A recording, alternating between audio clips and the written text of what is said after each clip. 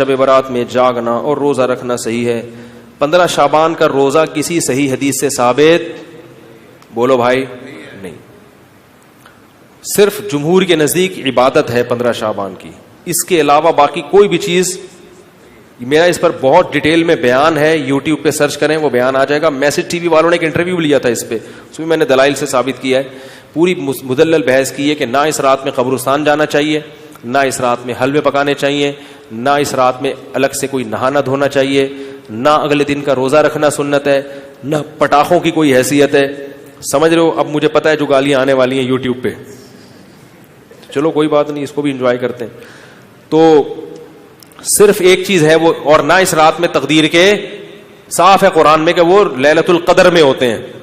علامہ ابن تیمیہ رحمہ اللہ نے لکھا ہے کہ لیلۃ القدر کی اہمیت کو گھٹانے کے لیے بھی اس رات کو بہت زیادہ اہمیت دی گئی ہے.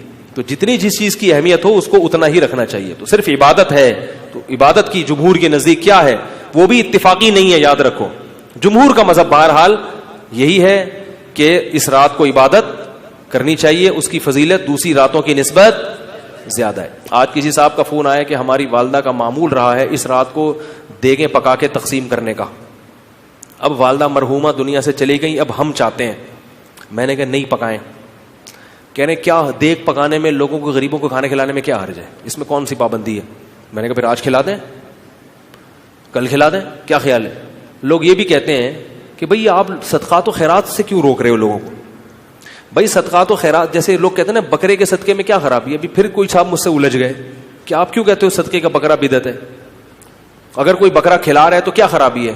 میں نے کہا سوال پیدا ہوتا ہے, جب غریب آدمی کو بکرے کے پیسوں میں زیادہ دلچسپی ہے تو آپ کو کیا تکلیف ہے کہ آپ اس کو بکرا کھلائیں؟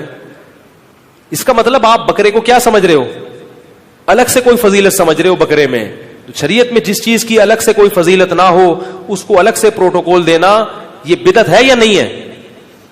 غریب آدمی کو کہہ رہے یار 20,000 کا بکرا لے کے دے دیا تم نے مجھے, تو مجھے 20,000 روپے دے دیتے.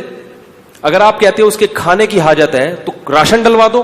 20,000 میں جو راشن ہے, بکرا ایک ٹائم پہ ختم ہو جائے گا, 2 دن چلے گا, اور راشن پورے سال چلے. اس کا مطلب یہ ہے کہ بکرا مقصد ہے آپ کا, بکرے کا لیبل لگایا جا رہا ہے, صدقے کا لیبل لگایا جا رہا ہے, مقصد کیا ہے؟ ارے بھائی, تو اس لیے وہ کہنے لگے کہ میں 15 شعبان کو چاہتا ہوں غریبوں میں دیگ تقسیم کروں, تو صدقے میں حرج کیا ہے؟ میں نے کہا بالکل کوئی حرج نہیں ہے, لہذا کل دیگ آپ تقسیم کر دیں. اگر آج لیٹ ہو گئے تو کل کر دیں. کہہ رہے نہیں کل نہیں, میں 15 کو کروں گا. میں نے کہا اس کا مطلب ہے کہ صدقہ اصل نہیں ہے, 15 شعبان کو اس طریقے سے منانا اصل ہے. تو جب شریعت میں نہیں ہے تو آپ کیوں اس رات کو صدقے کے حوالے سے پروٹوکول دے رہے ہو؟ جب نہیں ہے اس میں, کسی صحابی نے نہیں یہ کام کیا, اس رات کو دیگیں پکائی ہوں یا نہائے دھوئے ہوں یا کھانا کھلایا لوگوں کو. جو کام کرنے کا آؤ چپکے سے مسجد میں کسی کونے میں کھڑے ہو کر عبادت کرو یا اپنے گھر میں جا کے. ممکن ہے آپ کہیں کہ صدقہ بھی تو عبادت ہے, تو چپکے سے کسی غریب کو دے دو نا پیسے.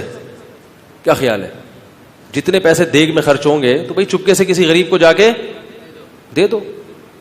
تو تہواروں میں کھلایا پلایا جاتا ہے. میں نے کہا عید کے دن کھلائیں, آپ لوگوں کو تہوار ہے, بقرعید میں کھلائیں, صحیح ہے نا, افطاری میں لوگوں کو کھلائیں, یہ کھلانے کا موقع ہے.